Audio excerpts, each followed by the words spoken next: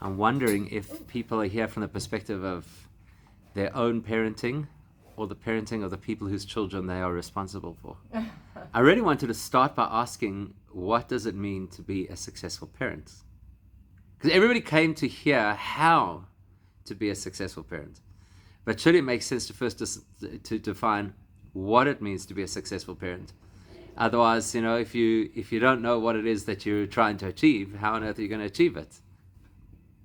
If you don't know what it means to be a successful parent, then it's a bit of a waste of a conversation to discuss how to become a successful parent. I'm pretty certain that everybody around the table has an idea, and I'm pretty certain nobody has the same idea.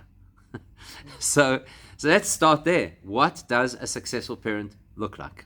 No such thing. So everybody walks through the door saying, I want to know how to become a successful parent, but then maybe what I consider a successful parent, what you consider a successful parent, are fundamentally different. But you're coming to hear from me how to become a successful. How does that work? So it could be completely subjective, right? And you're saying a successful parent has their kids all asleep by 7 p.m. That's a sign of a successful parent.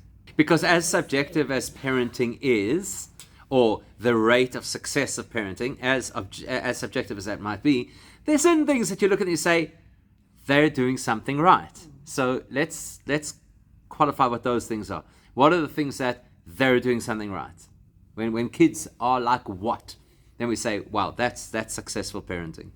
And we can compile, I'm sure, quite a list, but let's put it together. Let's not be afraid to put things on that list. There's two things that come to mind immediately as soon as you say that. The first thing is, exactly as Cara says, that's routine. You're identifying healthy routine as a sign of a successful parent, which is fair. The second thing is, if you use the expression whatever resonates with you, there's an assumption there that what resonates with you is healthy. But there are, unfortunately, parents out there that what resonates with them is unhealthy. So what they believe to be successful parenting could be really damaging parenting. So it can't be as subjective as that. I'm agreeing that it has to be something that has to resonate. It can't be completely foreign.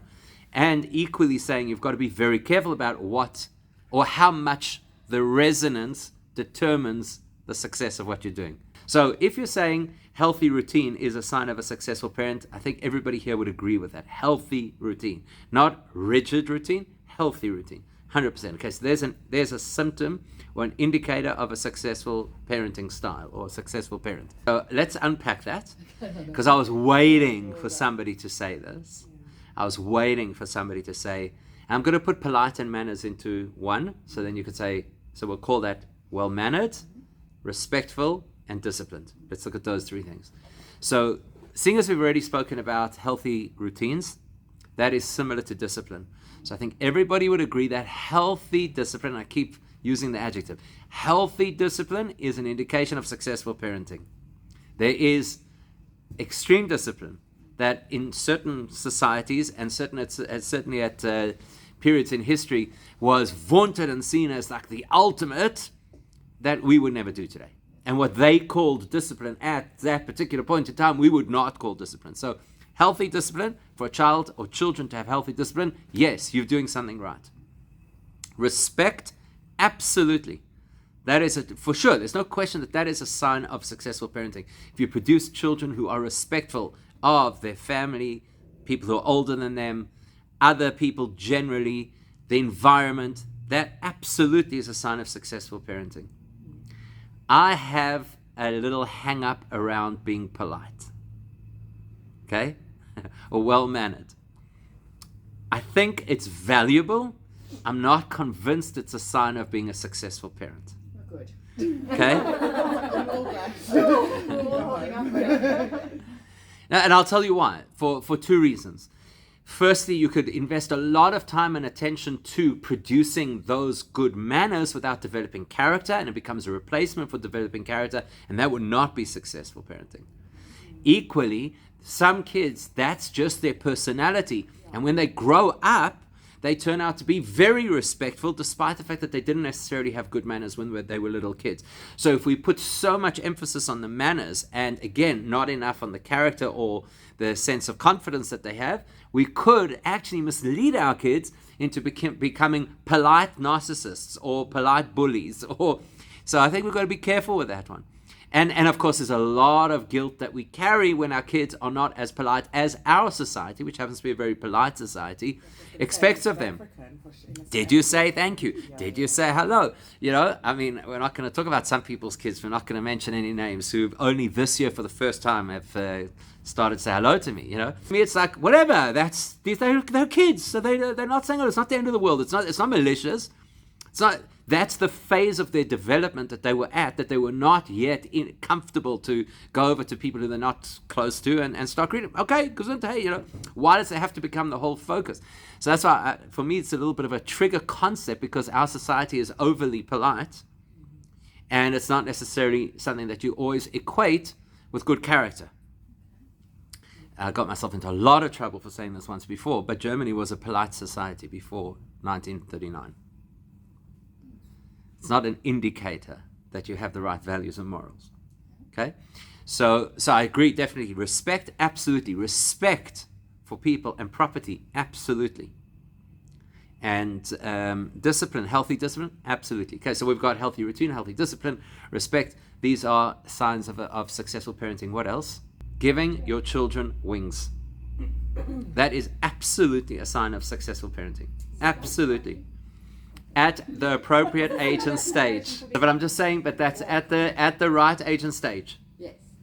Because I grew up with some members of our extended family where the parents were so dedicated to the principle of independence that unfortunately it was totally ruinous to their children, because they expected them to have this level of independence prematurely, and I think that's a form of abuse. So it's giving your children something very critical before you give them independence. What is that? Resources, competence, right? Resources, and boundaries, absolutely. So there you go. Routine, discipline, boundaries all go in one package. Confidence. You cannot give a child independence without confidence. You cannot give a child confidence without resources. So until a child is brought into a place or stage where they know how to do those things that you're supposed to do independently, you can't expect them to be independent without it being a disaster either for them or the people that they later encounter. So yes, definitely, independence is a sign of successful parenting, but it is later in the process, and you have to have other things that happen beforehand. Okay, good. What else? And of course, confidence also has to be healthy confidence. So healthy confidence means that a child has to have the confidence in themselves that they are valuable regardless, that at least in your eyes. You know, that you don't have to, the world doesn't have to love them, but in your eyes they have to be valuable regardless. And the confidence that it's okay to reach out if they need to. That's also part of confidence. Confidence is not about being, you know, all self-assured. Confidence is, it's okay, I'm not less of a person if I have to ask advice or have to get help under certain circumstances. All part of confidence. Okay, what else? So we have many things that are all valid elements of successful parenting. Clearly we can start a series now. That's a great question. So we're going to now make a note. We'll do a share on self-worth and confidence in kids, because I think it needs more attention than this. But here's just a bite-sized answer. What out of confidence, let's have this conversation for a moment. Out of confidence and self-worth, which is the primary? Self-worth, right? Okay. So when a child feels worthy, when they feel that they have value, that will help them have confidence. I think we can all agree on that. So here's the thing. The child who is born with greater confidence doesn't need that sense of value any less than the child who doesn't exhibit that same confidence. So in other words, our objective with both children is the same. Our objective is to give them an absolute sense of value. Our method is going to be different. And once we make that distinction, it's a very helpful distinction, because we could fall into believing this one doesn't need the same sense of self-value because they have it naturally. And that's not ever the case. There is no human on the planet who is born with so much confidence that they don't need to be given a sense of value. So we have the same objective with both of them, but because their natures are different, our methodology is going to have to be different. So anything else we have to add to our list of what indicates successful parenting? So health, what's that? Kindness. Kindness is a very important thing, which to me would be much more valuable than, let's say, our focus on manners. And I'm not saying we shouldn't be teaching our children manners, but kindness is something that you can only teach by modeling. And I would go one step further and say, so it's in the bouquet of values that you want your children to have good values, but I would go so far as to say kindness isn't even enough. What we actually want is children who have compassion. And there is a distinction between the two. There's a distinction because kindness could be self-interested, and compassion is, by its definition, other-interested. So that's really what we want. We want children to have an awareness of who's around them, what's happening around them, not to live in their bubble. In today's tech world, this is particularly challenging because there's not a whole lot of compassion online. It's not something that cultivates compassion. So I think healthy values, if they have healthy values, that would be a sign of successful parenting, and the lead value should be compassion. I actually don't think it's superficial. I think maybe let's put it into slightly different words, because interesting could be so broad. Interested, let's just use another synonym for it because that will illustrate the point. Curious. Yeah. Because there is nothing more valuable to a person's growth, for those people who are familiar with Carol Dweck's work, right? So the difference between a fixed mindset and a growth mindset. And if you could produce children who have a growth mindset, which means that they're curious, that they're always willing to hear and to learn, and they never believe that this is the way it is and now we've got it all worked out. So one of the greatest things that you can ever give your children is, to grow up constantly exploring, constantly interested. Because there's overlap. And if you're talking about compassion versus kindness, then you have to be talking about curiosity, because I can only be compassionate to somebody if I'm willing to try and understand what they're going through, where they're coming from, who they are. So there's strong correlation between compassion and curiosity. Curiosity is not just like, hey, why does that work in the way that it does? It's to have a probing mind in every set of circumstances. And that could be a really great asset to give our children. So we're a successful parent if we've got children who are constantly thinking, looking, probing, questioning, exploring, trying to understand. Instead of what happens most commonly, which is put people in boxes and judge them. So the antidote to bullying and judging and cliques and all that kind of thing is actually curiosity. Not the curiosity of, wow, why does that kid look so weird? But the curiosity of, I wonder why they behave in the way that they do. There must be something behind that. Imagine cultivating children to think that way. Now, you're not going to get that necessarily at the younger stages, but you start cultivating it by the time they get to a little bit more maturity, and they start looking at the world that way. It's a fundamental difference in terms of how they live. So, yeah, I think that's actually a great one. And the one other that I think is important to add is you're a successful parent if your kids still like you. Whoops, do you think so? I don't know, hey? It depends at what age. Exactly. Right? So what I mean by that is that we are all going to go through these phases, and there might be other phases along the way. So you go through the adoration phase where your kids think that you are God's gift, very short-lived and very enjoyable while it lasts. Then we go into the enemy phase, which is from the preteen phase, which apparently is getting younger all the time, until most likely when they become a parent themselves. That's because only then they start to appreciate what you actually did, right? But it doesn't have to stretch as far as that, but sometimes it does stretch as far as that. The point is, when you come out of that phase, when you come out of that preteen teenage phase, if they like you then, that's success. Okay? They shouldn't. There are many things that they're not going to like about what you do along the way, and that's normal. That's fine. That illustrates that you're doing the right things. You're not just giving them what they want and creating entitled brats and all that kind of thing. They shouldn't like you at certain points along the way, but there should come a time on the other end of it. And of course, none of us knows what that's going to look like until it happens.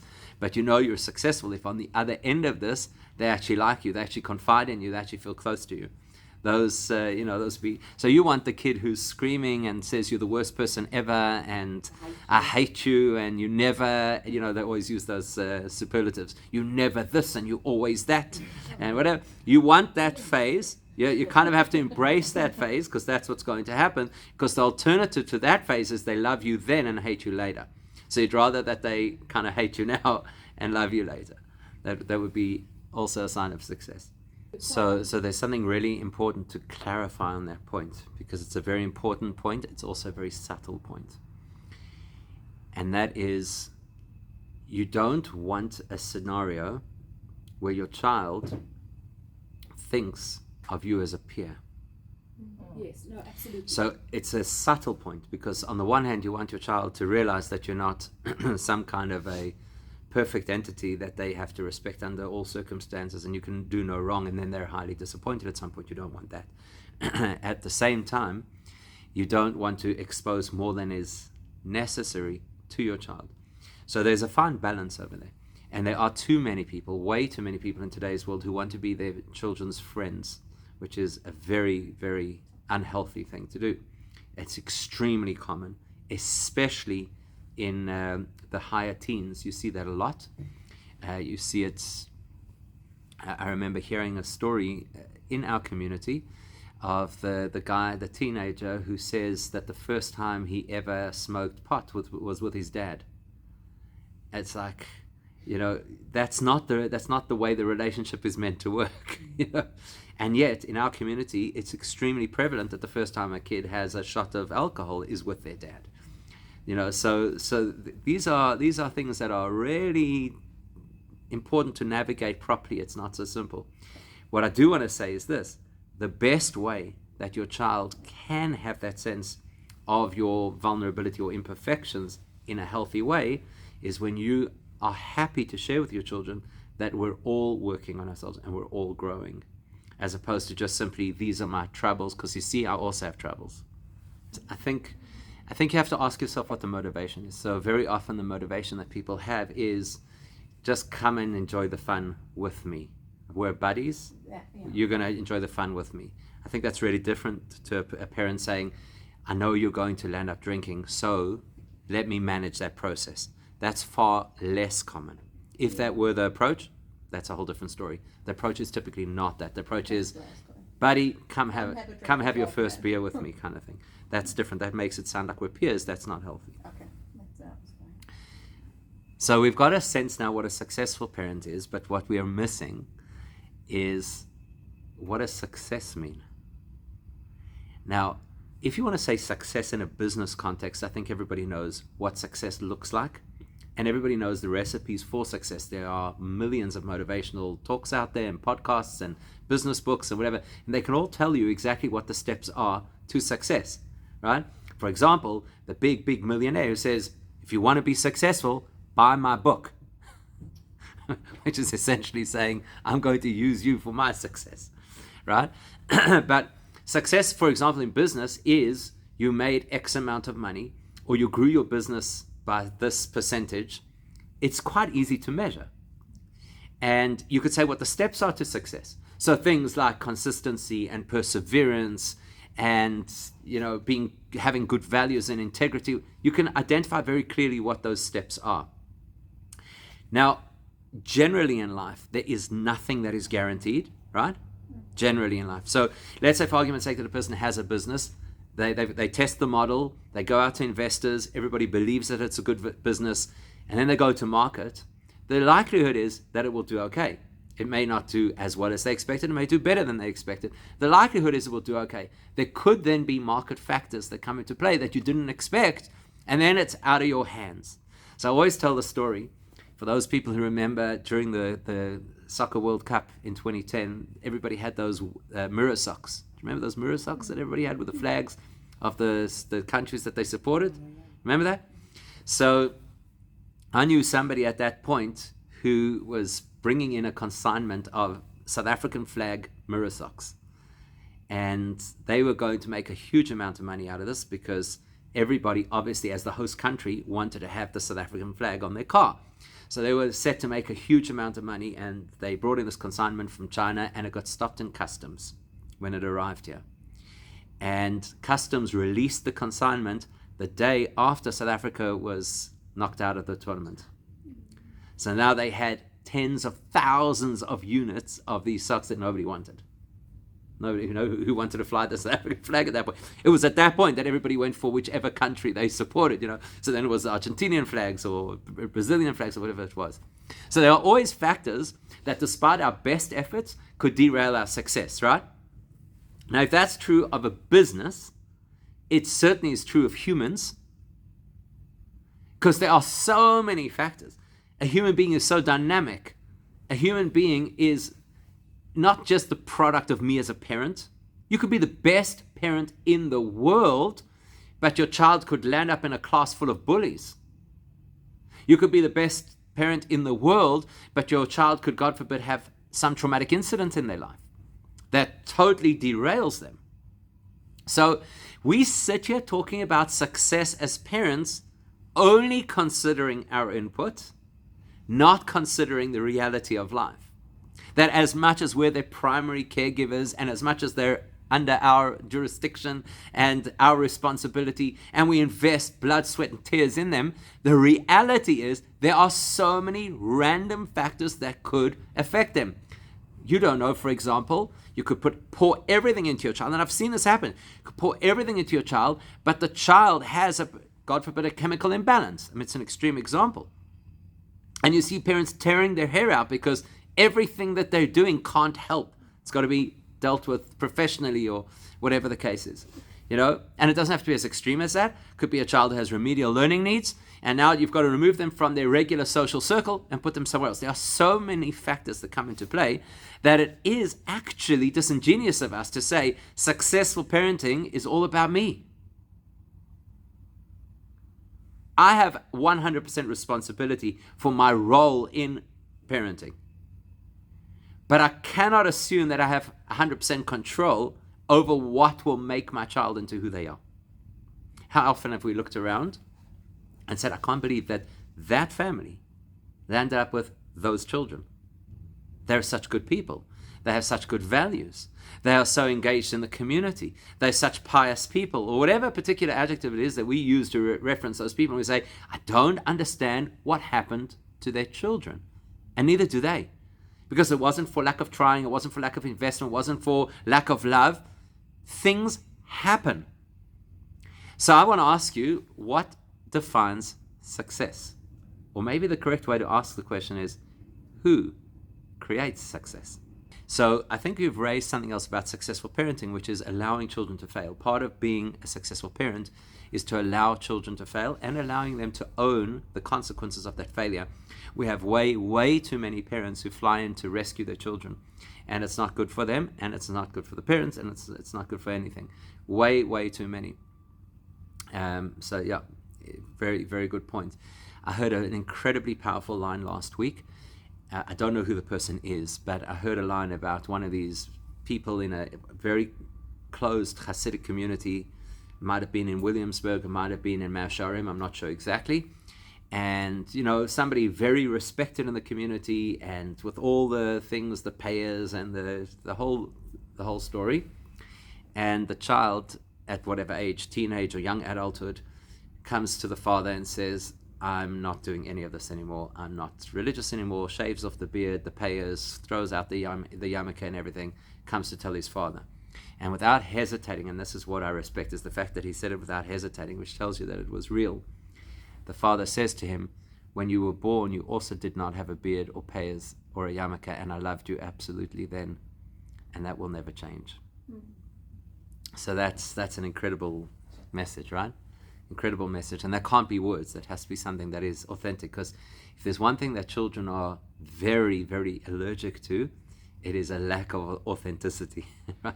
They can sniff out hypocrisy or superficial, whatever platitudes. They can sniff that out immediately.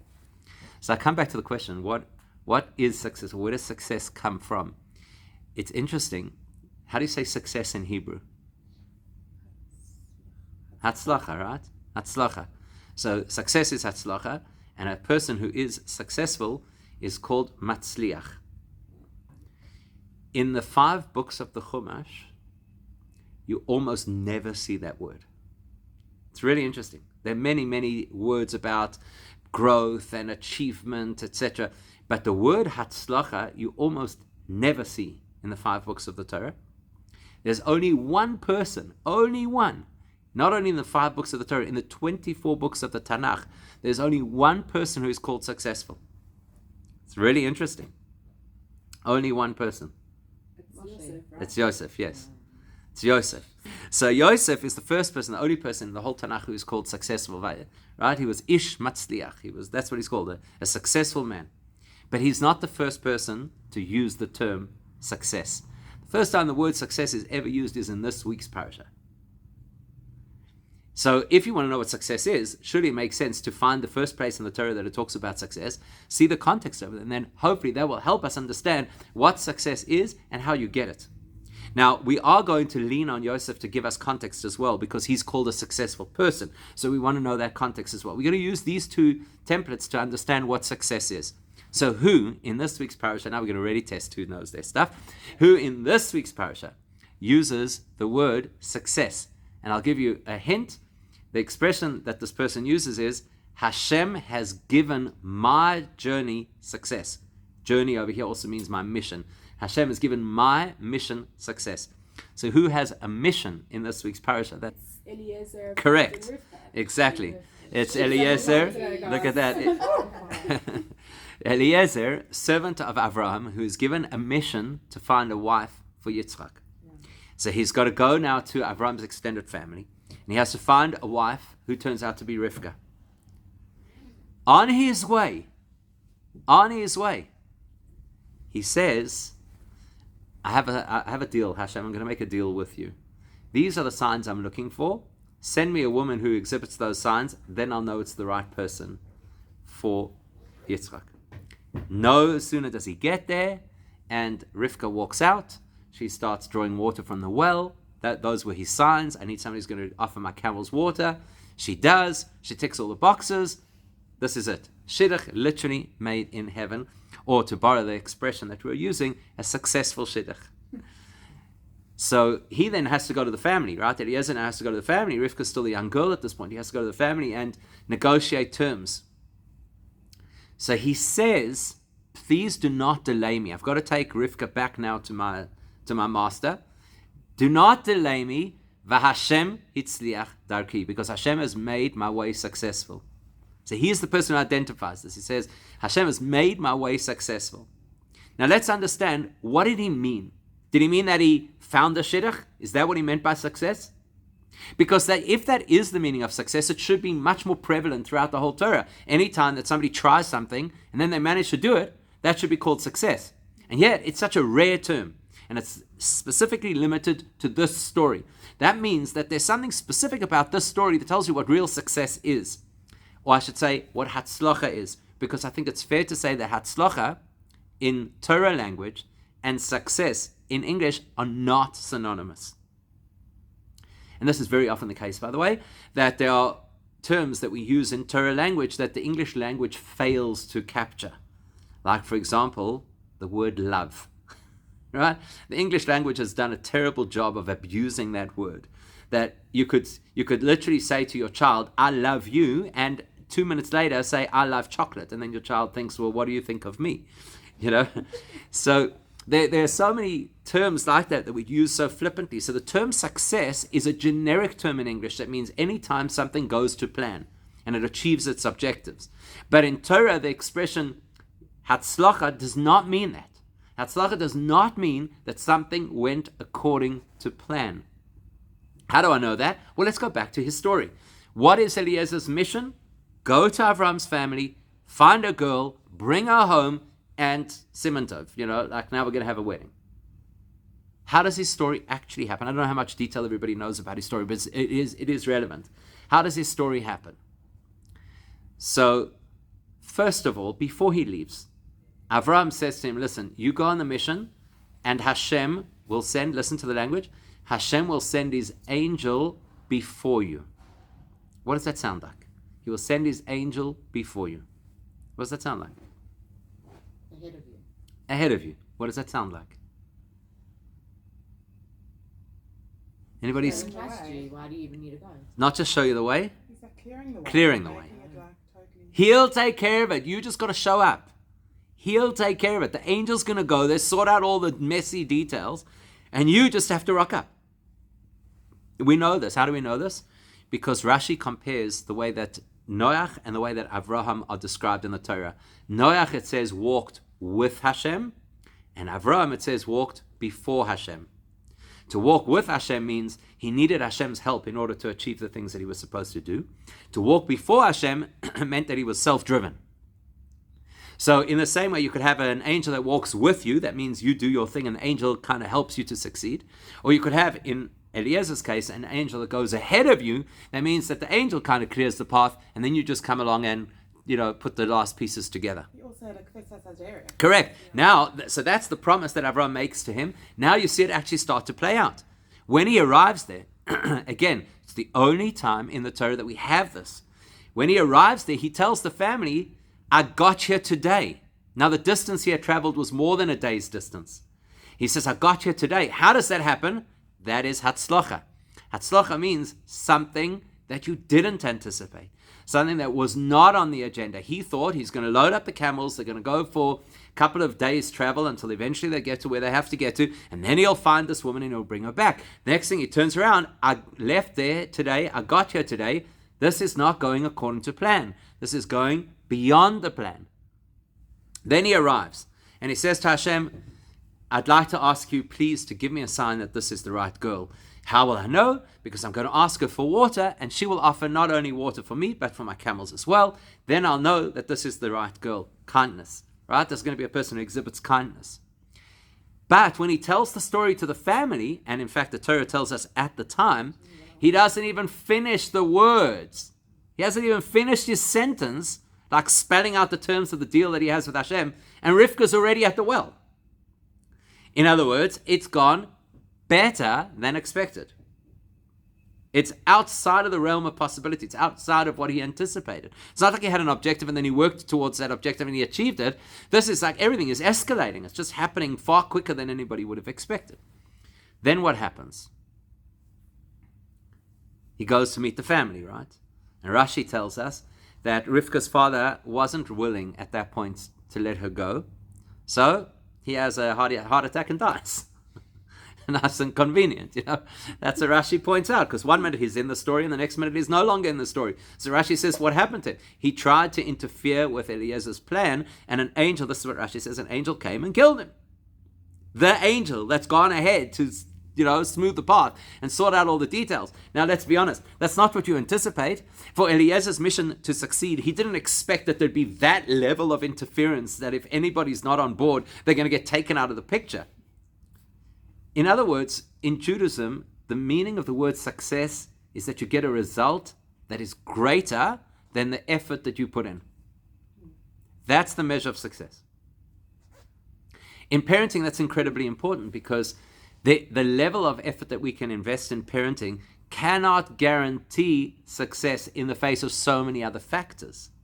So what you really want in raising your children is you want hatzlacha. You don't just want my efforts to achieve my objectives, because I know there'll be so many things. There'll be that kid in my child's class. There'll be that teacher. There'll be that experience that I can't manage. So what I want for my children is hatzlacha. I don't just want me knowing I did my best. I don't just want me to be able to sleep at night and say, at least I'm not the one who was negligent or abusive. I want hatzlacha. I want the best for my children. Which mother doesn't want that? So I'm looking for hatzlacha. Hatzlacha means results that are greater than what I expect based on my planning. Now you have to ask yourself the question, how do you get hatzlacha? Yosef has the same experience in prison because he's thrown into prison under very difficult circumstances. Firstly, he messed with the wrong people. He didn't mess with anybody. They messed with him. But, of course, the story was spun that he was the perpetrator with one of the most powerful people in Egypt. He is accused of messing around with the wife of one of the most powerful people in Egypt. For him, success looks like, get out of here alive. That's what success looks like. That's his objective. Survive this and get out. Never in his wildest dreams does he imagine that in the prison, he's going to become the ganze Knacker, that he's going to become the person managing the prison. Never entered his mind. It certainly never entered his mind, even when he spoke to the royal butler and said, when you get out of here, please petition the king, help me get out of prison. All he wanted was to get out of prison. Never entered his mind that he's going to turn into the most powerful person in the entire developed world. Never entered his mind. That's why he's called a person who has Hatzlacha. Because Hatzlacha is something that is exponentially greater than what you should get for the effort you put into it. Hatzlacha is what we want with our kids. That sounds like it's completely out of your control. Correct. It sounds like, and I'm going to highlight that point, sounds like it's completely out of our control. Now, that makes us immediately very insecure. What do you mean it's outside of my control? What do you mean? I know everything about my kid. You know, I have Life 360. I have air tags in their shoes. I don't know what everybody's got.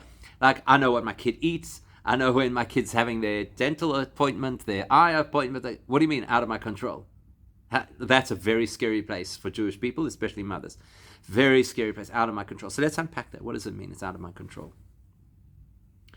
There's no approach, either faith-based or whatever angle you want to come from, that exonerates us from our responsibilities. Like, we have responsibilities as parents, and we have to step up to those responsibilities. We also have to be realistic. We have to expect that we cannot shoot higher than the capacity that we have. So I can give my child confidence. I can give my child tools. I can give my child a good education. I can teach my child to be a decent human being. I can do all of those things. That's within my control. That is my responsibility.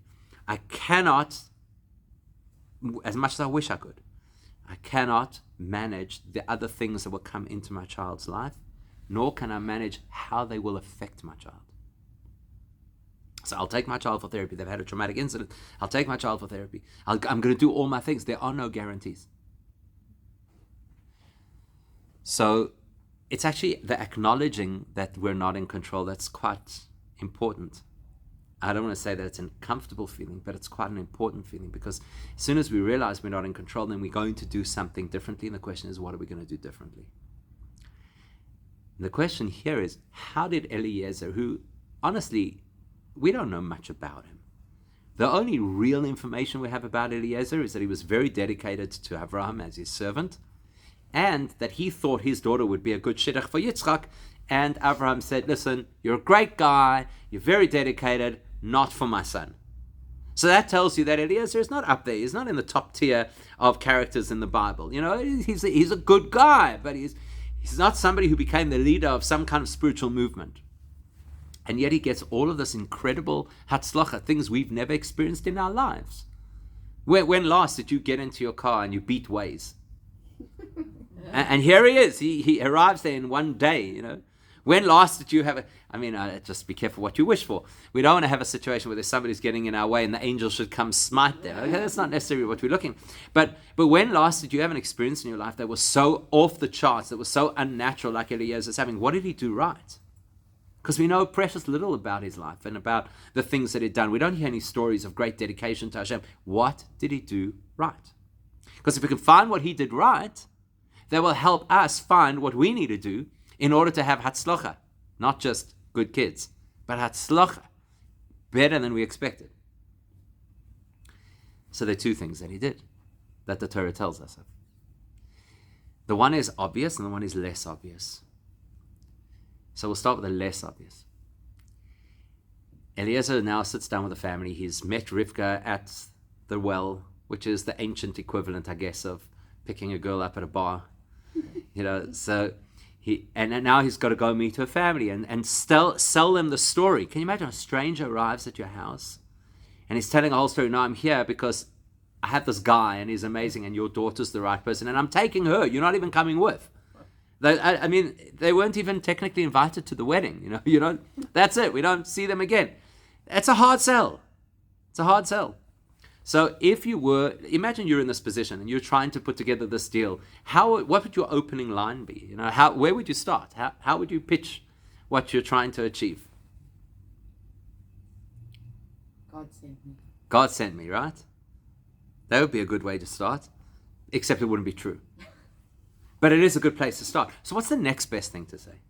Got an amazing man waiting for you. Got an amazing man. You know how, I mean, let's be perfectly honest. You know how many scams start with that kind of a line? I've got an amazing deal. I've got an amazing thing. Buy timeshare, you know. I've got an amazing guy. What's the next best thing to saying Hashem sent me? Because this is actually what he says. It's meant to be. It's meant to be is, I mean, I think it would be a good one, but I don't think it would sell so well. Imagine somebody came to you in the shopping center and said, listen, yeah, I've got a guy for your daughter. It's meant to be. You know, it's not going to fly. I got you in one day. I got you in one day. He does say, it's not the first thing he says, but he does say that as part of his spiel. You know what the first thing that he says is? Eved Avraham Anoichi. I am not here in a personal capacity. I am here as a servant of Abraham. That's the first step to Hatzlacha. I'm not here in my personal capacity. Because if I am here in my personal capacity, I have severe limitations, just like every other human on the planet. I don't know how to tell the future. I don't know how to read minds. I'm doing this for the first time, even if it's not my first child, I'm doing it for the first time. If I'm here in my own capacity, I cannot anticipate Hatzlacha, and I'm not even sure I can anticipate success. Because there's no guarantees. Where in life did they tell me you will get it right? Nowhere. Whereas if I stand over there and I say, Eved Avraham Anoichi, I am here to represent a value system that is greater than me. I'm here to represent a legacy, a heritage of Judaism that goes back over centuries, that has very clear beliefs and very clear guidance and a tremendous amount of knowledge that I can draw on. Then I have an angle of Hatzlacha, because this is not about me. This is about the collective. This is about Hashem's wisdom. Now, how often in our parenting journey do we even think of that? Most of the time we think, it's all on me. And when it's all on me, that's a tremendous responsibility, and I don't feel I'm necessarily always up to it, and I have my days, and sometimes I'm completely out of my depth. If I feel that I'm traveling this journey just simply as a human, trying to manage little humans that one day they'll turn into decent big humans, that's not a recipe for Hatzlacha. At best, it's a recipe for success. But if I say Eved Avraham Anoichi, and he doesn't just say I'm a representative of Abraham, he says I'm a slave to Abraham. That means to say I'm responsible to Abraham. I'm responsible to this heritage. I'm responsible to this generational wisdom. I'm not a free agent. I'm responsible to continue the banner of Jews that have stood up through the most difficult times across the whole of history and preserved not only our lives, which is miracle enough, but our values. Then I realized that I don't have to try and invent this wheel. I need to dig into the incredible repository of Jewish wisdom. That's your first step to Hatzlacha. Or to put it much simpler, if I invite Hashem in, then Hashem helps carry me to success that I wouldn't necessarily get to. If I say to Hashem, you know that story of the guy with the parking lot, the parking space? No, it's the right. I mean, we said you heard it at the dinner, right? So you also heard it at the dinner. So, but it's a great story about the guy who's making all these deals with Hashem because he's late for a big meeting and he can't find a parking space. So I'll give 10% of the income, 20%, just find me a parking space. Eventually, circles the block for the third time and there's a parking space. Says, don't worry, Hashem, I got this. So that's what we say a lot. You say, don't worry, Hashem, I got this. Hashem says, okay, fine, go ahead, be my guest, exactly like we do to our kids. So to go, okay, do it your way. Ever said that to your child? Do it your way. Eved Avraham Anoichi is a shift in our entire outlook to say, I am not here in a personal capacity. I should not have that hubris to believe that I've got this. I have to believe that through our generations, there is an incredible amount of wisdom that I should be finding. Now, you can have all the wisdom in the world. It still doesn't guarantee a thing, right? It's a good start, but it doesn't guarantee a thing. At least like this, I'm coming with the divine insight rather than the personal insight. That's going to make a big difference, but it's not good enough. The second thing we learn from Eliezer, which might be the most obvious of the lot, is he davens. He davens. He asks for divine help. Not just for help, he asks for divine help. He asks Hashem for help. Now, of course, we daven for our children for all kinds of things at different times. But how frequently do we daven to be successful as a parent? This is not a judgment. It's just a question for reflection. I always think of this. When Naomi and I were newly married, we used to, for those people who remember that, there used to be a time that Jewish people went to Balfour Park Shopping Centre.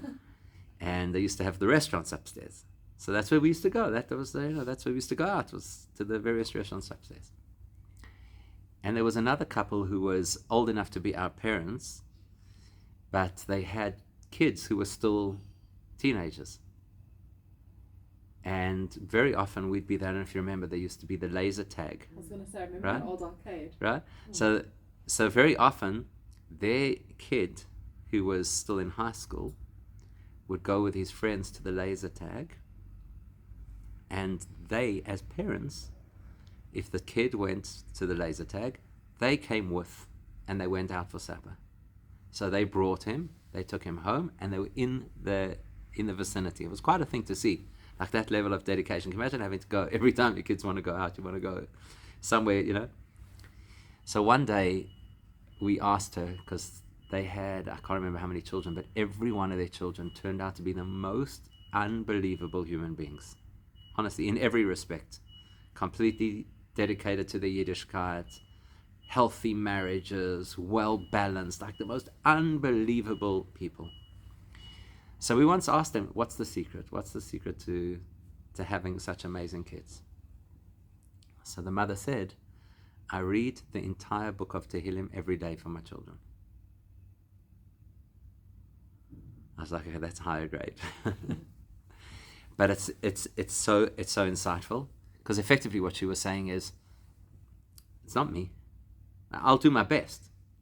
But at the end of the day, I daven for my children's well-being and success every single day. Not just that they should deal with this particular issue that's in their life currently, because that's what we tend to do. So this child is struggling a little bit in school, so we daven for that. This child is being bullied, so we daven for that. This child is having an issue, so we daven. This is like an overarching thing to daven every day for our children, that we should be able to be successful with our children. It's quite a phenomenal thought, because most of the conventional wisdom tells us about the stuff that we need to do more of, and what the Torah's wisdom is to say what we need to invite in more of. It's a little different. So not to relinquish responsibility, not to shirk our responsibility, but to recognize the concept, and it's such an important concept. It's not all up to me. It's I have Hashem's backing. I have He'll be the wind under my wings. He'll send his angel ahead of me, but I have to create the environment for that. So we have to do all of those wonderful things that we spoke about. We have to ensure that we have healthy boundaries, and that we teach kids to be compassionate, and that we give them a sense of worth and value and confidence, and all of those kinds of things we have to do. And equally, in equal measure, we have to consistently invite Hashem into the space. I once heard, I think it was from the Rebbe, but I don't remember, where somebody was having a difficult time with their child, and the person who was advising them said, the Gemara tells us that there are 3 partners in the conception of a child. There's the 2 parents and Hashem. Sometimes you have to bring in the 3rd partner to ensure the well-being of your child. And I think in today's world we don't speak about that enough. We speak about all the different courses, workshops, this and that we can do with the experts' advice, forgetting this incredible resource that we have. So to have Hatzlacha, to go have a result that is greater than what we expect, we've got to bring Hashem into the picture.